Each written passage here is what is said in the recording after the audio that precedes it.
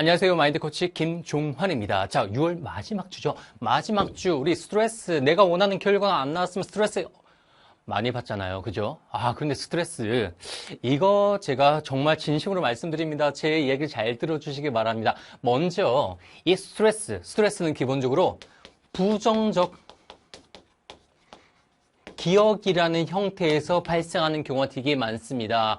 바로 내가 못했던 거, 좋은 결과가 아니었다는 사실, 과거에 바로 비롯돼서 부정적 기억과 함께 뭡니까? 감정이 수반되는 경우가 있는데, 부정적 기억이 얼마나 안 좋은 줄 아세요? 일반적으로 보면 여러분, 분명히 여러분의 인생에서 무조건 나쁜 기억만 있는 건 아니에요. 그죠?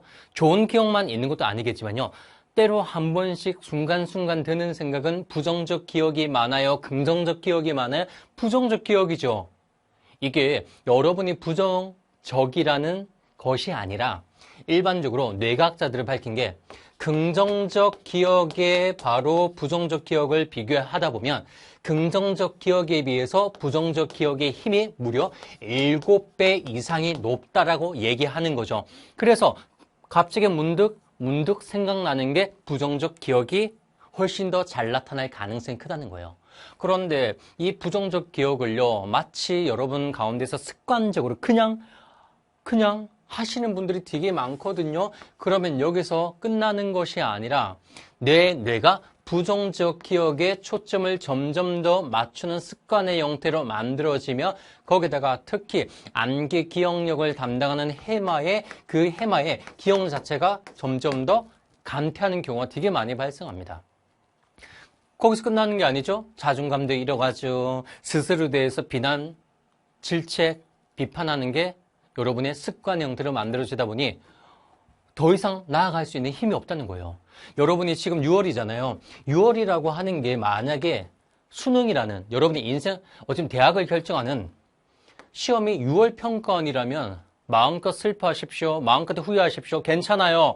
하지만 수능이라고 하는 사실 자체는 11월은요. 아직 시간이 많이 남았기 때문에 부정적 기억이 여러분에게 1도 도움이 안 되는 사실을 먼저 아셔야 됩니다. 여러분 우선순위를 따져야 되는데 그 우선순위는요. 바로 7, 8, 9, 10을 어떻게 잘 보내야 될지가 우선순위인 건데 여기서 여러분의 부정적 기억을 습관으로 하신다면 내가 원하는 결과를 만들 가능성보다는 그렇지 않은 가능성이 크다는 건 여러분이 훨씬 더 잘 아신다고 저는 확신합니다.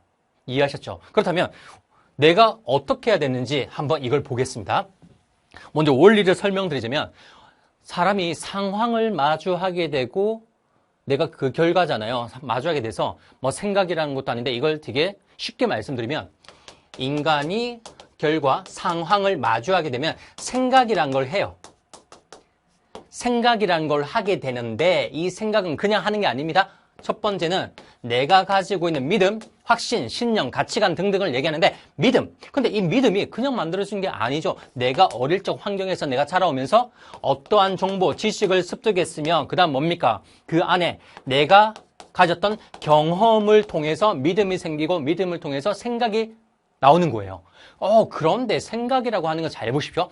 생각이라고 하는 건 심리학적으로 봤을 때 represent라고 얘기하는데 present는요 보통 보여주다라는 표현이죠. represent는 다시 보여주다라는 건데 다시라고 하는 re라고 하는 것은 기존에 있던 것을 통해서 다시 보여줌을 통해서 뭡니까?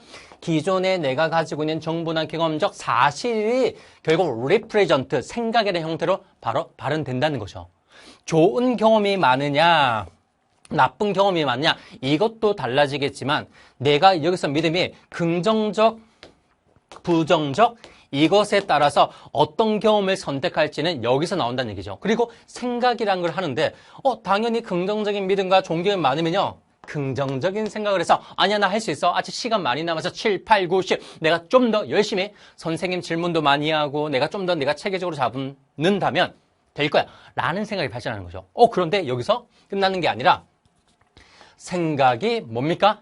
감정적 판단을 나오게 만들어주며 감정적 판단이 신체적 반응을 일으키며 그리고 마지막 뭡니까?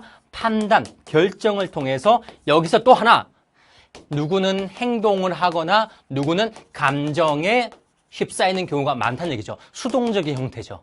그럼 여러분이 당연히 결과가 나쁘게 나왔습니다. 짜증나죠. 힘들어요. 못하겠다. 나는 역시 안 되나 봐. 라고 하면 이겁니다. 판단을 내 스스로가 부정적으로 판단하기 때문에 결국 감정 역시 나쁘게 얘기하나 긍정적인 바로 성장 마인드셋을 가진 사람은 그래 내가 이제까지 10시간 정도 공부했던 게 내가 성장하기는 쉽지 않았구나. 내가 11시간, 12시간 좀 더 내가 높여가서 해보겠다 라는 생각의 행동을 하시게 된다면 여러분의 스트레스는 아니요. 스트레스가 아니라 오히려 제가 말씀드렸죠? 스트레스라고 하는 것은요. 만성적으로 내가 잘 조절하지 못하는 경우가 심각한 문제가 될 원인이 되겠으나 일시적인 스트레스라는 부분은 나를 더욱더 성장시키게 하는 바로 마인드셋의 가장 기본적인 마음가짐, 내 감정이라는 사실 꼭 여러분이 잊지 말아 주셨으면 좋겠습니다. 무슨 말인지 아시겠죠? 스트레스를 여러분 피하려고 하지 마시고요. 나의 행동적인 개선만 여러분이 집중을 하신다면 스트레스 여러분에게는 오히려 좋은 밑거름이 된다는 사실 꼭 잊지 마시고 6월 마인드셋 스트레스에 대해서 여러분께 설명을 드렸습니다. 자, 7월 달에 뵙겠습니다. 마인드셋 마인드 코치 김종환이었습니다.